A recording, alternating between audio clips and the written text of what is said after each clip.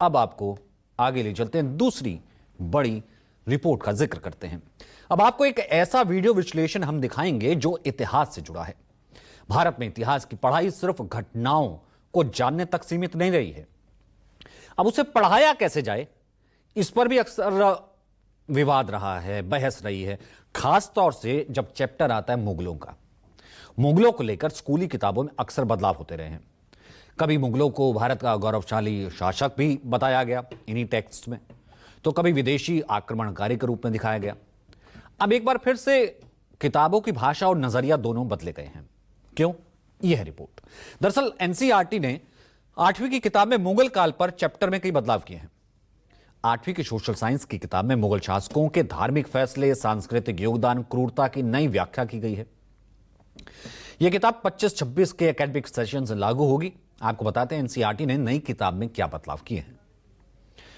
अब बाबर को क्रूर और निर्दयी शासक के रूप में दिखाया गया है। इसके अलावा बाबर भारत में सत्ता विस्तार की कहानी और अधिक आक्रामक अंदाज में इसे बताया गया है। सिर्फ मुगल साम्राज्य का संस्थापक बताया जाता है। फिर आता है अकबर। अकबर के बारे में नई किताब में लिखा गया है कि वो क्रूरता और सहिष्णुता का अजीब सा मिश्रण था। यानी कि सबसे पहले उदार शासक और धार्मिक सहिष्णुता, और उसके बाद वो क्रूर हो गया। वहीं औरंगजेब को अब क्रूर और अमानवीय शासक बताया गया है, जिसने मंदिरों और गुरुद्वारों को नष्ट किया। पहले की किताब में सिर्फ उसकी धार्मिक नीतियों का जिक्र था। फिर जहांगीर और शाहजहां को कला और वास्तुकला का संरक्षक बताया गया है। शाहजहां को कहा गया कि ताजमहल का निर्माण किया गया था, तो ताजमहल जो है वास्तुकला में माहिर था। इसके साथ ही बताया गया कि बाबर ने 1526 में पानीपत की लड़ाई में बारूद और तोपखाने की मदद से इब्राहिम लोदी को हराया। दिल्ली सल्तनत जो थी इब्राहिम लोदी की, उसका अंत कर दिया।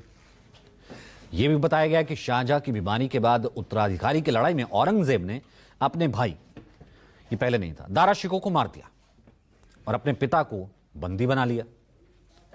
अब जब यह बात सामने आई कि अकबर के शासन को क्रूरता और सहिष्णुता दोनों का मिक्सचर बताया गया है, तो सवाल यह है कि आखिर अकबर को क्रूर और सहिष्णु दोनों क्यों बताया गया। इसे समझने के लिए जब हमने एनसीईआरटी की 8वीं की किताब में अकबर पर दी गई जानकारी को खंगाला, तो हमें कई रेफरेंस मिले। आपको किताब में अकबर के बारे में दी गई दोनों तरह की बातों के बारे में बताते हैं। पहले अकबर के क्रूर चेहरे के बारे में किताब क्या लिखती है, ये देखिए। हमने काफिरों के कई किले और नगर जीत लिए और वहां इस्लाम की स्थापना कर दी। अपनी रक्त पिपासु तलवार से हमने उनके मन से अधर्म के निशान मिटा दिए। उन स्थानों और संपूर्ण हिंदुस्तान के मंदिरों को भी नष्ट कर दिया। एनसीईआरटी राष्ट्रीय शिक्षा नीति 2020 और राष्ट्रीय पाठ्य चर्चा रूपरेखा 2023 के अनुसार स्कूल की नई जो पब्लिश बुक्स हैं, अब तक क्लास 1 से 4 और क्लास 6 से 7 के लिए किताबें जारी कर चुकी है। 5वीं और 8वीं के लिए किताबें अब उपलब्ध कराई जा रही हैं, लेकिन 8वीं की किताबों में मुगल इतिहास में बदलाव को लेकर सियासत भी शुरू हो गई। All India Muslim personal law board और कांग्रेस इस इतिहास को तोड़ मरोड़ कर पेश करने की बात कह रहे हैं। लोगों को अपने धर्म में जबरन लाकर इस्लाम मनवाता था, लेकिन जैसे जैसे ज्ञान बढ़ा मुझे शर्म आने लगी। जब मैं स्वयं मुस्लिम नहीं था तो दूसरों को जबरदस्ती मुसलमान बनाना गलत था। तो ये अकबर क्रूर और अकबर सहिष्णु कैसे था, तो ये दूसरा पक्ष जो है वो हमने आपको पहले दिखाया। अब इस पर सियासत हो रही है। क्या कह रहा है all India Muslim personal law board और क्या कह रहा है कांग्रेस, वो भी सुन लेते हैं।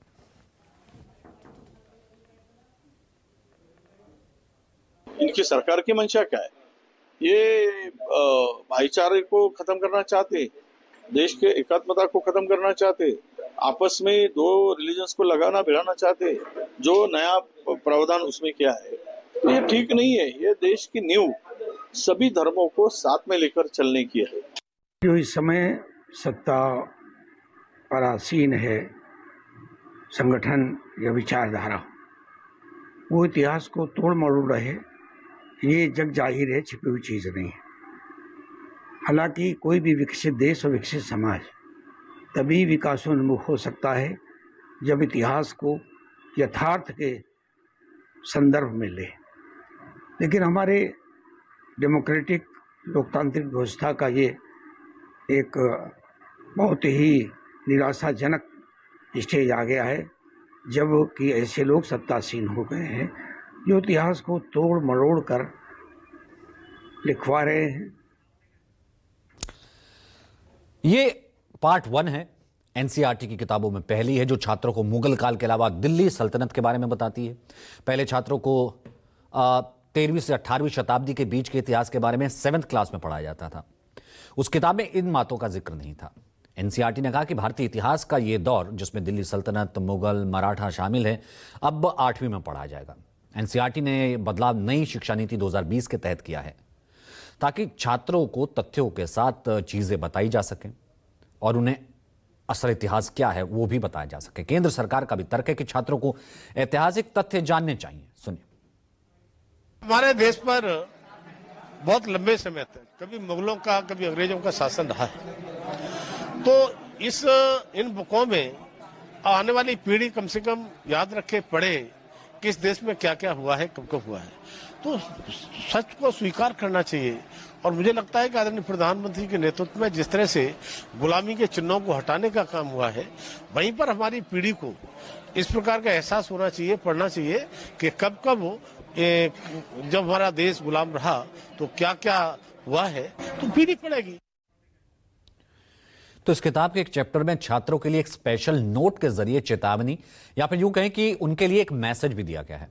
उसमें लिखा है कि अतीत की घटनाओं के लिए आज किसी को नहीं जिम्मेदार ठहराया जाना चाहिए। ऐसा इसलिए किया गया ताकि इतिहास जानने के बाद हमारे वर्तमान पर उसका नेगेटिव, नकारात्मक कोई प्रभाव ना पड़े। ये इतिहासकारों से राय ली गई इसके बारे में, तब ये शामिल किया गया है। वो भी सुनते हैं पक्ष।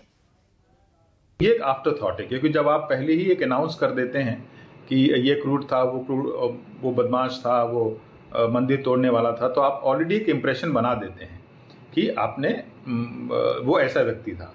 फिर आप एक डिस्क्लेमर के रूप में ये देते हैं कि भाई उसको नहीं जोड़ना चाहिए। लेकिन आज के समय में इस तरह की जो प्रस्तुति है वो बहुत ही खतरनाक है।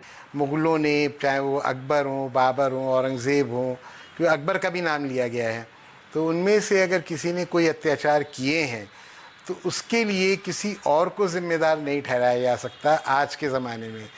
तो ये असल में कहीं ना कहीं सरकार की एक प्रकार की स्वीकारोक्ति है कि जो उस समय के जो शासकों ने कुछ भी गलत या सही किया, तो उससे उसका मतलब जो है बदला लेने की प्रवृत्ति या उसको लेके जो सांप्रदायिक जो सद्भाव है वो बिगड़ता है। ये पहली बार सरकार ने माना है कि इतिहास के पठन पाठन से ऐसा होता है, तो ऐसा नहीं होना चाहिए। ये कम से कम वर्तमान सरकार ने इसको स्वीकार किया है। ये इस मामले में ये चीज़ ज़रूर स्वागत योग्य है और ये एक तरह की एक्सेप्टेंस है। उन्होंने माना है कि भाई ऐसा होता है। तो फिलहाल आज के जो कहेंगे सच कहेंगे कि इस